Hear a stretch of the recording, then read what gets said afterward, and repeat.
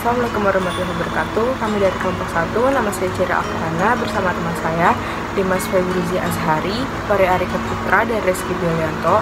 Kami di sini akan mempresentasikan tentang estetika seni rupa Jepang. Sejarah.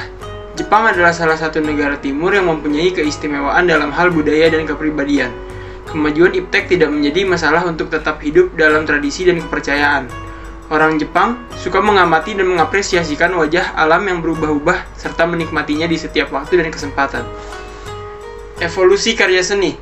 Pertama, ada Paleolitik. Paleolitik adalah artefak alat batu. Yang kedua, ada Yayoi. Yayoi adalah pembuatan senjata tembaga dan lonceng perunggu. Yang ketiga, ada Kofun. Kofun yaitu cermin perunggu dan patung tanah liat. Yang keempat, ada Asuka dan Nara. Asuka dan Nara yaitu patung-patung Buddha seperti Bodhisattva. Yang kelima, ada Heian, yaitu arsitektur Buddhis yang mempengaruhi desain candi pragoda. Yang keenam, ada Kamakura.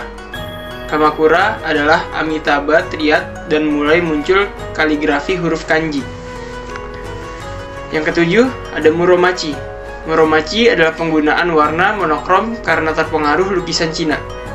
Yang kedelapan, ada Azuchi Momoyama, yaitu lukisan berwarna cerah mengembangkan gaya yang lebih dekoratif. Yang kesembilan, Edo. Edo adalah seni lukis ukiyo-e dan teater kabuki dan bunraku. Yang ke-10 ada kontemporer, yaitu seni postmodern perpaduan antara elemen populer dan kecanggihan bentuk. Orang yang berpengaruh terhadap kesenian Jepang. Yang pertama ada Yayoi Kusama. Yayoi Kusama adalah salah satu seniman paling ternama di dunia yang masih hidup hingga saat ini. Contoh karyanya ada lukisan, patung, video, dan infinity mirror rooms ciptaannya telah merambah budaya pop global. Yang kedua ada Toshisa Saraku. Toshisa Saraku adalah seorang seniman cetak misterius berasal dari Jepang. Dia terkenal di negaranya dan di seluruh dunia sebagai seorang master ukiyo yang terkemuka. Namun tidak ada yang mengetahui pasti kapan tanggal lahir, tanggal kematian, nama asli, atau bahkan berita pasti mengenainya. Seni ukiyo Saraku aktif pada zaman Edo, namun karirnya begitu singkat karena seni Babuki ini disinyalir telah memicu beberapa permusuhan di dalam dunia seni di Jepang. Setiap karya yang ditampilkannya memiliki kekuatan garis yang tajam menggunakan warna kontras yang mengeksploitasi kemungkinan teknik secara keseluruhan oleh seniman cetak. Yang ketiga ada Katsuhiko Hokusai.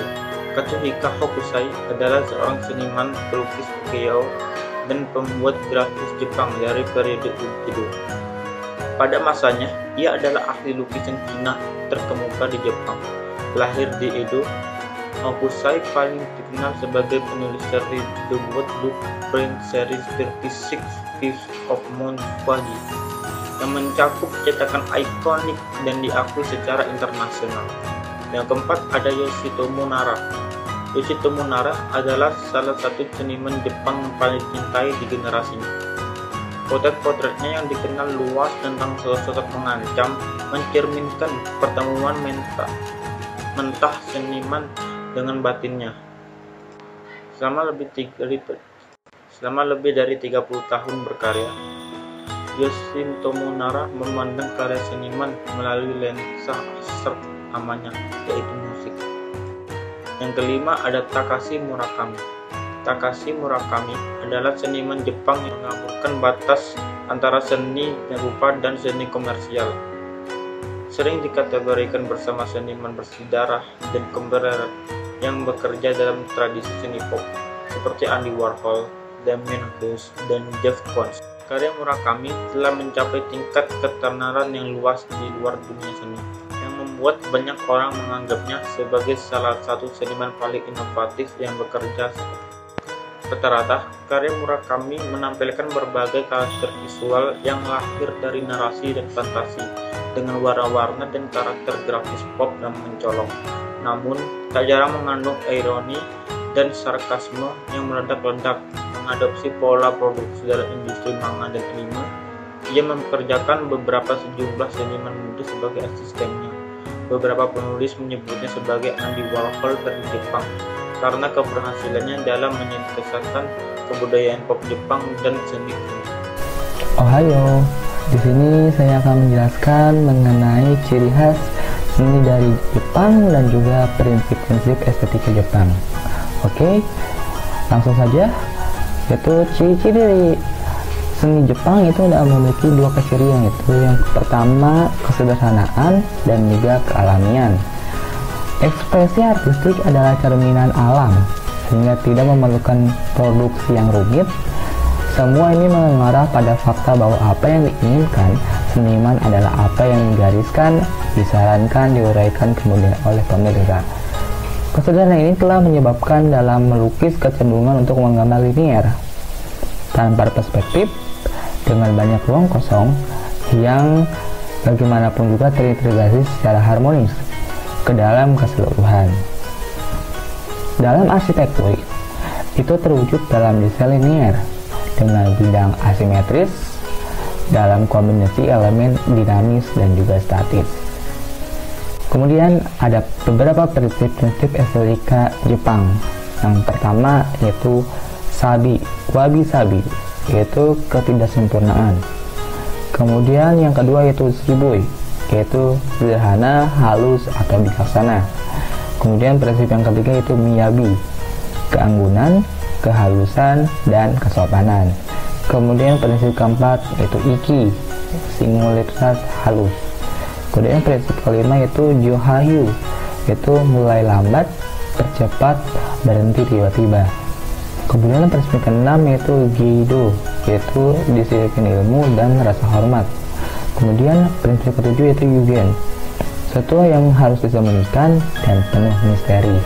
Dan prinsip yang terakhir itu 8 yaitu inso, berarti tidak terhingga atau tidak sama sekali. Kali ini saya akan memberikan contoh-contoh dari karya seni Jepang.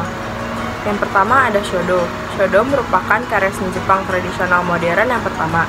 Shodo merupakan salah satu seni Jepang yang berbentuk kaligrafi dan banyak diminati orang Jepang maupun wisatawan mancanegara.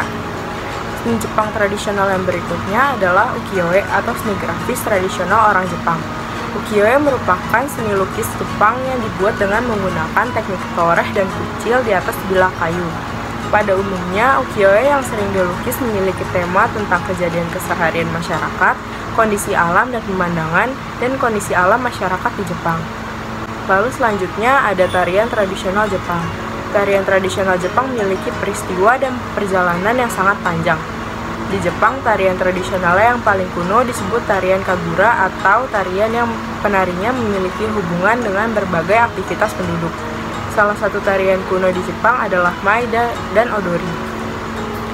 Selanjutnya ada Shiki. Shiki merupakan hasil kesenian Jepang berbentuk pernis Jepang yang banyak dikenal dengan keindahan dan memiliki daya tahan yang lama.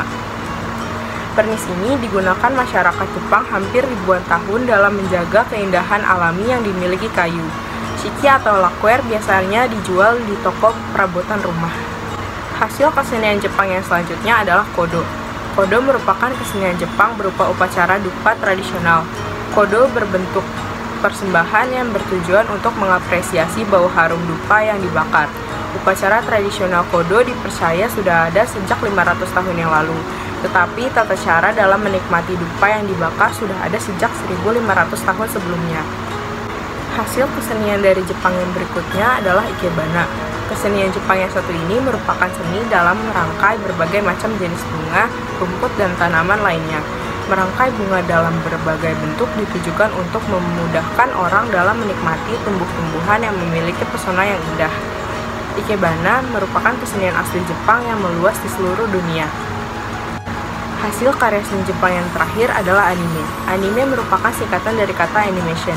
Anime merupakan gambar animasi yang diciptakan oleh orang Jepang baik dengan menggunakan teknologi atau digambar secara manual. Sekian presentasi dari kelompok ini, kurang lebihnya mohon maaf. Arigatou gozaimasu.